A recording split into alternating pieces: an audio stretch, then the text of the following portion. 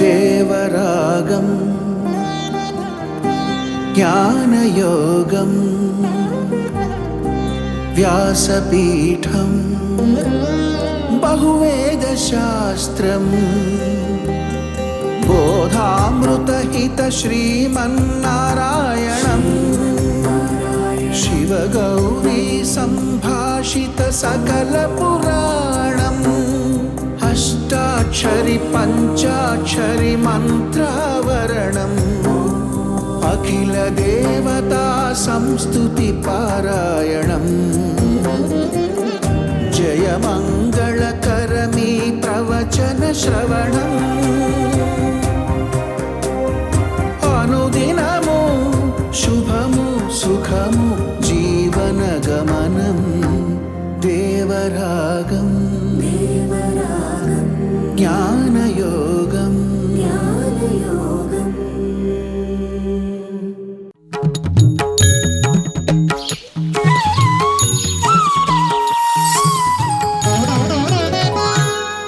ఆపదామపహర్తారం దాతారం సర్వసంపదాం లోకాభిరామం శ్రీరామం భూయో భూయో నమామ్యహం. జై శ్రీమన్నారాయణ.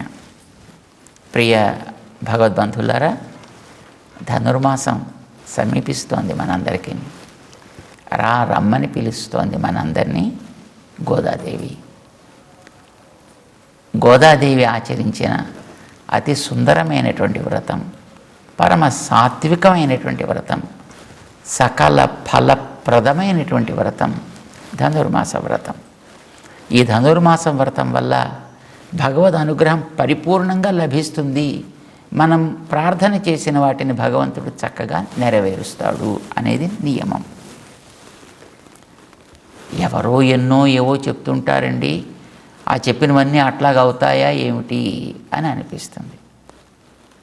కానీ 5000 సంవత్సరాల క్రితం గోదాదేవి ఈ వ్రతాన్ని ఆచరించి, మొదట ఆచరించిన గోపికల్ని తాను అనుకరించి, అంటే ఇమిటేట్ చేసి, వారు పొందిన ఫలితం కంటే అతి ఉత్తమ ఫలితాన్ని పొందింది.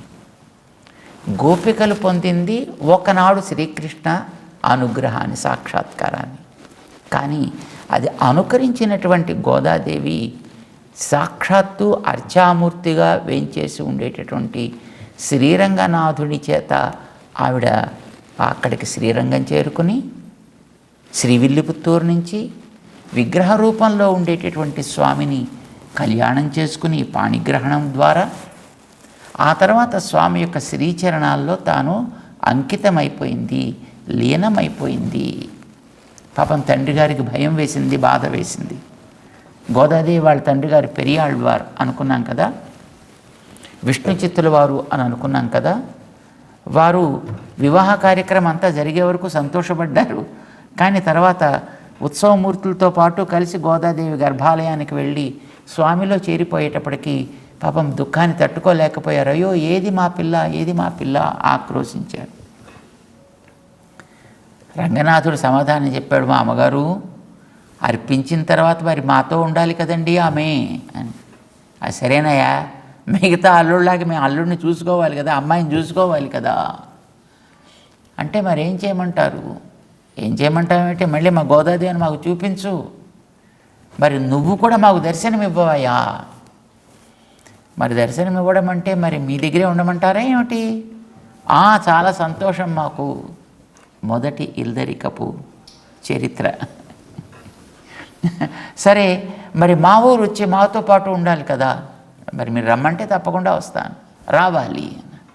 అయితే ఏం పర్వాలేదు, ముందర మీరు బయలుదేరి శ్రీవిల్లిపుత్తూరు చేరండి, మీరు చేరేటప్పటికీ మీ గృహానికి మేము చేరి ఉంటాము అని పంపించి విష్ణు చిత్తుల వారిని గరుడాళ్వారి మీద గోదాదేవితో రంగనాథుడు బయలుదేరి రంగరాజుగా శ్రీవిల్లిపుత్తూరు చేరి గోదాదేవి యొక్క ఆవిడ ఉండేటటువంటి భవనంలో, ఆ గృహంలో అక్కడే స్థిర ప్రతిష్ఠితుడయ్యాడు గోదాదేవితో పాటు. ఈవేళ శ్రీవిల్లిపుత్తూరులో గోదాదేవి ఆలయంగా మనం చూసేది ఆనాడు గోదాదేవి యొక్క గృహం. వటపత్రసాయి గుడి పక్కనుంది, ఆండాళ్ సన్నిధి ప్రక్కనుంది. ఆండాళ్ సన్నిధి గోదాదేవి ఉండే గృహమే. ఆ గృహంలోనే స్వామి చేరి రంగనాథుడు గోదాదేవితో పాటు అక్కడే స్థిర నివాసం ఏర్పరచుకున్నాడు. చక్కగా ఇంటి అల్లుడై ఆయన ఆనందాలని పొందుతున్నాడు. అయితే లోకంలో వాళ్ళ అల్లుళ్ళలాగా ఆయన చేత రకరకాల పనులు పాపం వాళ్ళు చేయించలేదు. ఇప్పటికీ ఆయనని కొత్త అల్లుళ్ళలాగా, సుందర జామాతగా ఇప్పటికీ ఆరాధన చేస్తూనే ఉన్నారు. అలాగ అక్కడ చేరి ఉన్నాడు. గోదాదేవి కూడా విగ్రహ రూపంలో అక్కడ చేరి ఉంది. ఆ మూర్తులు సజీవమూర్తులు, అంటే పిలిస్తే పలుకుతారు. అర్చామూర్తుల్లో విగ్రహాలుగా ఉండేవాళ్ళు పిలిస్తే పలకడం ఏమిటండి అని అనిపిస్తుంది మనకి. కానీ 1000 ఏళ్ల క్రితం రామానుజుల చరిత్రలో రామానుజుల వారికి గోదాదేవి మాటలాడి అనుగ్రహించింది. దానికి ఒక సన్నివేశం ఉంది, చెప్తా. గోదాదేవి తిరుప్పావ 30 పాటలు పాడేసిన తర్వాత వెంటనే రంగనాథుడి యొక్క పిలుపు రాల.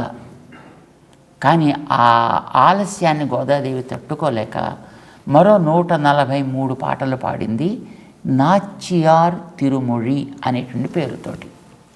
దాంట్లో తనకు కలిగినటువంటి ఆక్రోశాన్ని, దుఃఖాన్ని, బాధని, ఆనందాన్ని అన్నిటినీ వ్యక్తం చేసింది.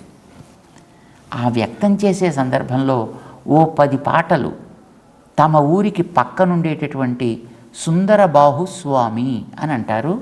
తిరుమాలిరుం సోలై అழகర్ కోయిల్ అనే చోట మొక్కుల స్వామి ఆయన కూడా. మన తెలుగువారికి మొక్కుల స్వామిగా వెంకటేశ్వరుడు ఉన్నట్టే అక్కడ ఆ ఊరికి దక్షిణంగా మొక్కుల స్వామిగా ఈ సుందరబాహు స్వామి ఉంటాడనమాట. అందుకోసం దాన్ని దక్షిణ తిరుపతి అని అంటూ ఉంటారు. ఇప్పుడు మనం చూసేటటువంటి తిరుపతిని ఉత్తర తిరుపతి, ఇది వడ తిరుమలై, అది తెన్ తిరుమలై అని అంటారన్నమాట. అక్కడ ఆ స్వామి దగ్గర గోదాదేవి మొక్కుకుంది. ఏమని? నేను కోరుకున్నట్లుగా కనుక రంగనాథుడితోటి నాకు పరిణయం జరిగితే నీకు 100, 100, 1000 ఇన్నేం చెప్పలా, 100, 100, 1000 కొడుతు, 1 కానీ 100 కానీ 1000 కానీ మంచి అందమైనటువంటి ఖీర్ పాయసం, దానికి అక్కారు అడిసిల్ అని పేరు అన్నమాట. ఈ మంచి పాయసాన్ని నీకు చేసి సమర్పిస్తా, వెన్న సమర్పిస్తా. చూసుకో, నీకు 2 లాభాలు.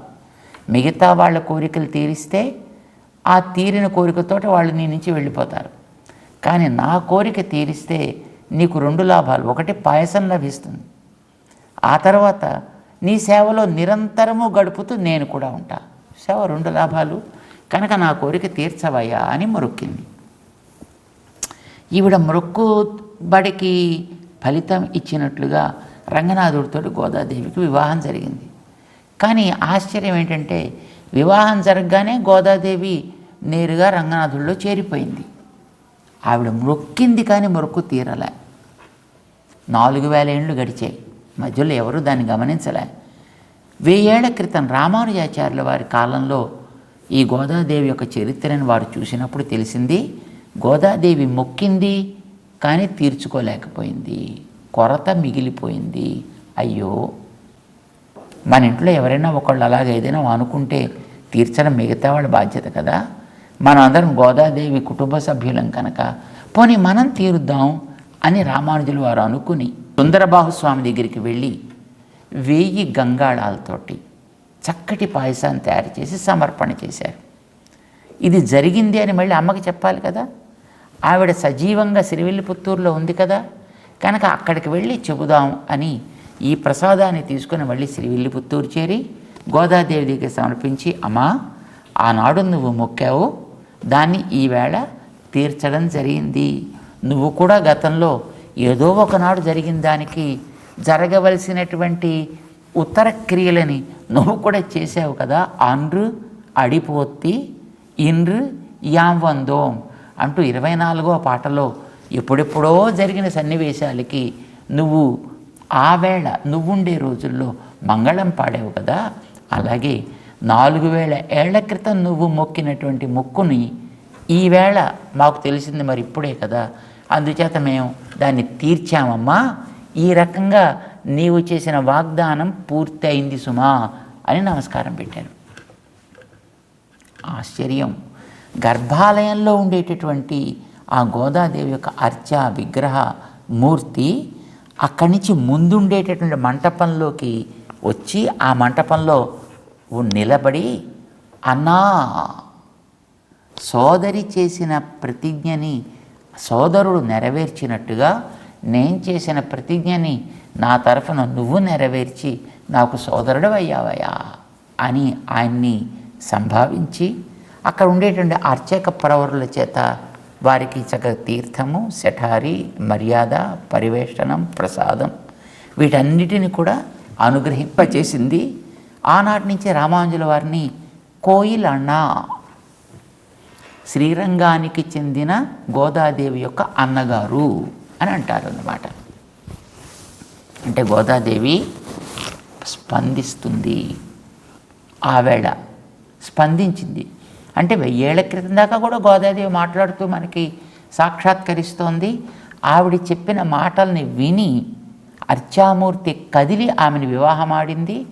ఆ పాటల్లోనే గోదాదేవి ఎవరు ఈ క్రమంలో ఇలా పాడతారో వాళ్ళ విషయంలో భగవంతుడు తప్పకుండా తన అనుగ్రహాన్ని సర్వాత్మన ఇస్తాడు అని వాగ్దానం చేసింది కనుక తప్పకుండా భగవంతుడు దాన్ని కూడా పూర్తి చేసే తీరుతాడు.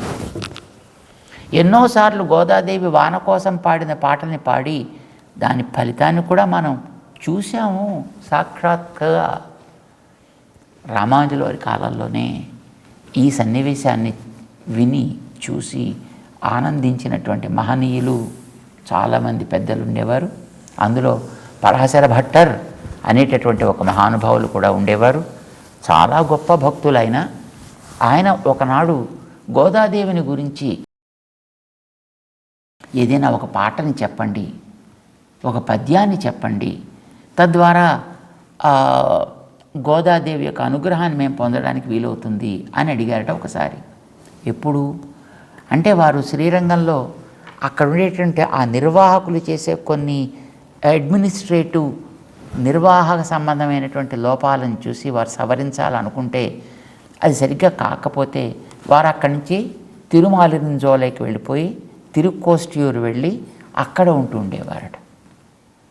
ఆ రోజుల్లో మరి రంగనాథుడిని వదిలిపెట్టి దూరంగా ఉన్నారు కదా, వారికి రంగనాథుడు అంటే సాక్షాత్తు తండ్రి.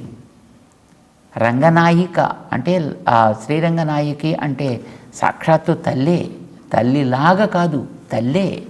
అలాగే అంత మారాం చేస్తారు రంగనాయకి దగ్గర పరాశర భట్రవారు అన్నమాట. వారికి సంతానంగా పెరిగారు వీరక్కడ. కానీ వారిని వదిలి ఇప్పుడు వారు దూరంగా ఉండడం చేత చుట్టూ ఉండేటువంటి వారంతా కూడా వారి యొక్క ఆ మానసిక ఖేదాన్ని చూసి గోదాదేవి గురించి ఏదైనా ఒక మంచి ఒక స్తోత్రాన్ని చెప్పండి అని అడిగితే వారు ఒక నీళాతుంగ స్తనగిరి తటి అని ఒక శ్లోకం చెప్పారు. దాంట్లో అమ్మా, నీవు చేసిన మహోపకారానికి మేము నీకు జీవితాంతము రుణపడే ఉంటాం తప్ప తీర్చుకోవడం అనేది సాధ్యం కాదు తల్లి. ఎందుకనంటే నీవు పవళించిన కృష్ణుణ్ణి మేల్కొలిపావు. ఆయన కూడా మమ్మల్ని కాపాడాలనే విషయం మరిచిపోతే ఆయనకి ఆ విషయాన్ని పాఠం చెప్పి నేర్పావు. నీవు నేర్పిన పాఠానికి తగ్గట్టుగా ఆయన స్పందించి మమ్మల్ని రక్షించాలంటే మమ్మల్ని చూసి ఆయన కోపడి ఇటు అటు పోతూ ఉంటే నీవు తాల్చి విడిచిన మాలతోటి ఆయన బంధించి మమ్మల్ని అనుగ్రహించేటట్టు నువ్వు చేసావు. నీ ఉపకారాలు మేము మరువలేం తల్లి. నీకు మళ్ళీ మళ్ళీ మళ్ళీ మళ్ళీ నమస్కారం చేయడం తప్ప మేము చేయగలిగింది ఏముంది అంటూ భూయ ఏ వాస్తు భూయ అని వారు స్తోత్రం చేసుకున్నారు గోదాదేవిని గురించి. ఈ గోదాదేవి యొక్క వైభవం ఈ నీళాతుంగ అనే శ్లోకం ద్వారా లోకానికి ప్రసాదించినటువంటి ఆ భట్రవారు ఒక మాట చెప్పారు. ఆనాడు గోపికల కంటే ఉత్తమ ఫలితం గోదాదేవి పొందినట్లు ఈ గోదాదేవి ఆచరించిన వ్రతాన్ని రామానుజుల వారు ఇట్లా ఆచరించి గోదాదేవి అనుగ్రహాన్ని పొంది కోయిలన్నా గోదా అగ్రజులయ్యారు అని ఎవరు స్మరిస్తారో వాళ్ళకు కూడా ఈ ఫలితం లభిస్తుంది, ఉత్తమ ఫలితం లభిస్తుంది. దాన్నే కాదండి, అసలు గోదాదేవి యొక్క వైభవాన్ని ఇట్లా మేం చెబుతున్నాం అంటూ ఈ సన్నివేశాన్ని స్మరించుకున్న ఆ ఫలితం లభిస్తుంది. అంటే 30 పాటలు గోదాదేవి పాడిచ్చింది. 30 పాటల్ని కూడా యథాతథంగా పాడుకున్నాం. ఒకవేళ అది రాకపోవడం ఉండదు. నిజానికి కొంచెం శ్రద్ధ చూపిస్తే ఏదైనా వస్తుంది. మనకి ఇంగ్లీష్ రావట్లే, హిందీ రావట్లే, ఇంకొక భాష రావట్లేదు, మరొక భాష రావటం లేదు, అన్నీ వస్తున్నాయి. ఇది కూడా రాకపోవడం అనేటటువంటిది ఉండదు. శ్రద్ధ ఉంటే, రుచి ఉంటే తప్పకుండా వస్తుంది. కనుక 30ని ఒక్కటి కూడా వదలకుండా యథాతథంగా పాడండి. గోదాదేవి అనుగ్రహం చల్లటి భగవత్ కటాక్షం లభిస్తుంది. అన్నిటికీ మాకు సమయం లేదండి, పోని చివరి 2 పాటలు పాడండి, అంత అనుగ్రహం లభిస్తుంది. అబ్బా అది కూడా కష్టమండి, పోనీ గోదాదేవి అట్లా చేసింది అని అనుకోండి. అబ్బా మాకంతా తెలియదు కదండి, పోనీ మేము ఇలా చెప్తున్నాం ఇక్కడ అని అనుకోండి. గోదాదేవి మనకి తన అనుగ్రహాన్ని తప్పక ఇస్తుంది. వ్రతం చేసింది గోదాదేవి, నియమాలన్నీ పాటించింది ఆవిడ. మనం దాన్ని అనుకున్నా చాలు, నియమాలు ఆవిడ పాటించుకుంటుంది. చిన్నపిల్లలకి తల్లి తన యొక్క స్తన్యపానంతో వాళ్ళని ఏ రకంగా అయితే చక్కగా పెంచుతుందో అట్లాగా అనుకున్న వారందరినీ కూడా తన జ్ఞాన అమృత ధారతోటి గోదాదేవి చక్కగా పెంచుతుంది, స్వామి అనుగ్రహానికి పాత్రుని చేస్తుంది అని మన పరాశర భట్టర్ వారు చెప్తారన్నమాట.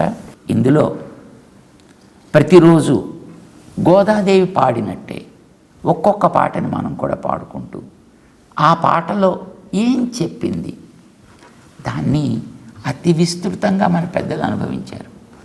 కానీ మనం అంత విస్తృతంగా కాకపోయినా కొద్ది సారాన్ని ప్రతిరోజు ఒక్కొక్క రోజు ఒక్కొక్క పాటని, ఏ పాట గోదాదేవి పాడుతుందో ఆ రోజు ఆ పాట యొక్క తాత్పర్యాన్ని మనం కూడా కొద్దిగా అనుసంధానం చేసుకునేటటువంటి ప్రయత్నం చక్కగా చేద్దాం. ప్రతిరోజు ఒక్కొక్క పాసురం, దాని తాత్పర్యం మనం తలుచుకుందాం. అయితే దానికి ముందర మహానుభావులు ఏంటంటే పెద్దలు గోదాదేవిని ప్రార్థన చేస్తూ చెప్పినటువంటి కొన్ని తనియన్ అంటాం మనం, ఆవిడ కోసం ప్రత్యేకించి చెప్పినటువంటి ఒక పద్యం, దాన్ని ముందర మనం అనుకుందాం. ఈవేళ ఆ పద్యాన్ని మనం అందాం. ఆండాళ్ తిరువడిగళే శరణం. నీళాతుంగస్తనగిరితటీ సుప్తముద్బోధ్య కృష్ణం పారార్ధ్యం స్వం శృతిశతశిరసిద్ధం అధ్యాపయంతి స్వోచ్ఛిష్టాయాం స్రజి నిగళితం యా బలాత్కృత్య భుంక్తే గోదా తస్యై నమ ఇదమిదం భూయ ఏవాస్తు భూయః. ఇది అతి సుందరమైనటువంటి శ్లోకం. 19వ పాట యొక్క తాత్పర్యం ఈ శ్లోకము అని అంటారన్నమాట తెలిసినటువంటి మహనీయులు. మనం 19 దాకా వెళ్ళాక దాని తాత్పర్యం చూద్దాం. ఈ శ్లోకంలో పరాశర భట్టర్ అనే మహనీయులు ఏం చెప్తున్నారంటే, గోదాదేవి చేసిన ఉపకారాలకి తస్యై నమః ఇదమిదం నమః భూయో భూయః నమః. ఆ తల్లికి ఎన్నిసార్లు నమస్కారాలు పెట్టినా, ఎంత వినయంతో పెట్టినా చేసిన ఉపకారానికి ప్రత్యుపకారం అయితే కాదు, ఇంక చేస్తూ ఉండడమే తప్ప. ఏమిటండి ఎంత గొప్పదా గోదా? గోదా ఏం చేసింది ఈమె అంటే 3 పనులు చేసిందండి. ఏమిటివి? 1 నీళాతుంగ స్తనగిరి తటీ సుప్తం కృష్ణం ఉద్బోధ్య. లోకాలన్నింటినీ లేపేవాడు భగవంతుడు. అలాంటి భగవంతుణ్ణి కూడా నిద్రపుచ్చగలిగింది నీలాదేవి. ఆ నీలాదేవి నిద్రపుచ్చినటువంటి స్వామిని గోదాదేవి మేల్కొలిపింది. ఆండాళ్ తల్లి మేల్కొలిపింది. అంటే నీలాదేవి చాలా గొప్ప ఆవిడ శ్రీకృష్ణుని కూడా మన నుంచి విముఖుణ్ణి చేసి పడుకోబెట్టింది ఆవిడ. కానీ గోదాదేవి నువ్వు పడుకోవడానికి రాలేదయ్యా ఈ లోకంలోకి, పడుకోవాలనుకుంటే పరంపదం పోయి పడుకో అక్కడ హాయిగాను, అక్కడ నీకు కావలసిన ఉపచారాలని వాళ్ళు చేస్తారు. ఇక్కడికి వచ్చింది మా కోసం వచ్చావు, మమ్మల్ని అనుగ్రహించడం కోసం వచ్చావు కనుక మా ఆర్తిని నీవు విని మమ్మల్ని నువ్వు అనుగ్రహించడం కోసం వచ్చావు కనుక లే అని మొట్టమొదట గోదాదేవి మేలుకొల్పింది. నీలాదేవి ఏమో నిద్రపుచ్చింది, గోదాదేవి ఏమో మేలుకొల్పింది. ఆ వర్ణించడం కూడా ఎంత అందంగా వర్ణిస్తారో పరాశర భట్టర్ వారు. నీలాదేవి యొక్క అతి ఉన్నతమైనటువంటి వక్ష సౌందర్యం అనే పర్వతాల్లో చూడండి, ఊళ్ళో బతకడం చేతకాక కొండలు పట్టిపోతారు చూసారా, అట్లాగా పాపం ఈయన కృష్ణుడిగా అవతరించి మన కోసం భగవద్గీతాదులన్నీ చెప్పి చెప్పి చెప్పి ఎన్ని చెప్పినా మనమే కదా, చెప్పడానికి ఆయన తగును, వినకుండా తిరగడానికి మనం తగును అన్నట్టుగా ఆయనని మనం లెక్క పెట్టకుండా మన పనులు మనం చేసుకుంటూ ఈ లోకంలో క్షుద్రమైనటువంటి వాటితో మనం తిరుగుతూ ఉంటే ఆయనకి ఇంకా విసుగొచ్చి నేను ఇంకా మీ మొహాలు చూడను అన్నట్టుగా నీలాదేవి యొక్క భవనంలోకి వెళ్ళిపోయి అక్కడే ఆయన పడుకుంటే ఆయనని కూడా మేల్కొలిపి మన వైపు తిప్పగలిగినటువంటి సమర్థశీలి గోదాదేవి. ఇది ఆవిడ చేసిన మహోపకారం. రెండవది పారార్థ్యం స్వం శృతి శతశిరసిద్ధం అధ్యాపయంతి. వేదాల్లో సారం ఏంటంటే మనం దేవుడికి చెందిన వాళ్ళం, దేవుడు మనకి చెందినవాడు. అంటే మనని వదిలిపెడితే దేవుడు ఉండడు, దేవుడిని వదిలిపెడితే మనం ఉండం. అంచేత పర అర్థం ఇతరుడి కోసమనే ఉంటాము మనం కానీ దేవుడు కానీ మనకుండే పారార్థ్యాన్ని మనం మర్చిపోయి మనం స్వాతంత్ర్యాన్ని మనం డిక్లేర్ చేసుకున్నాం. మన కోసం ఉండాల్సిన ఆయన కూడా మన మీద కోపం వచ్చి ఆయన స్వాతంత్రుడైపోయి ఆయన మన నుంచి విముఖుడైపోయాడు. కానీ మన ఇద్దరినీ దగ్గరికి తీసుకురావడానికి వీలుగా ఆయనకి చెప్పాల్సినవి ఆయనకి చెప్పి మనకి చెప్పాల్సినవి మనకి చెప్పి ఇరువురిని కూడా దగ్గరికి తీసుకొచ్చి అధ్యాపకురాలైంది గోదాదేవి. బ్రహ్మకి వేదాలు చెప్పిన ఆయనకి గోదాదేవి మన స్వరూపాన్ని ఉపదేశం చేసింది. ఇది ఆవిడ రెండో ఉపకారం. మూడవది స్వోచ్ఛిష్టాయాం స్రజి నిగళితం యా బలాత్కృత్య భుంక్తే. కర్మబంధంలో అందరినీ చుట్టిపెట్టే భగవంతుణ్ణే తన దాల్చి విడిచిన మాలాబంధంలో చుట్టి పెట్టగలిగింది గోదాదేవి. ఎందుకనంటే స్వతంత్రుడు కదా, ఇష్టం వచ్చినట్టు ఎక్కడికైనా పోగలడు ఆయన.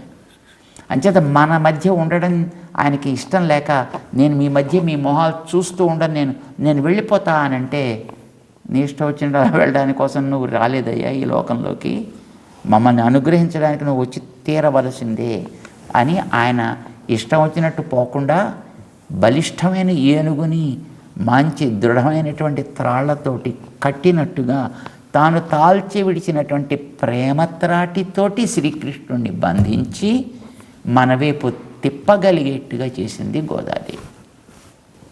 మూడు ఉపకారాలు. అందుకే అట్లాంటి గోదాదేవికి ఏం చేస్తాం మనం, ఎన్నిసార్లు మనం చేస్తాం అయినా రుణం తీరదంటూ స్మరిస్తారు పరాశర భట్టర్. ఇది గోదాదేవి చేసినటువంటి ఒక అద్భుతమైనటువంటి ఉపకారాన్ని చెప్పే ధ్యాన శ్లోకం అన్నమాట. దీంతో మన తిరుప్పావై మనం కూడా ఆరంభం చేసుకుంటాం. మనం కూడా ప్రారంభం చేద్దాం. జై శ్రీమన్నారాయణ.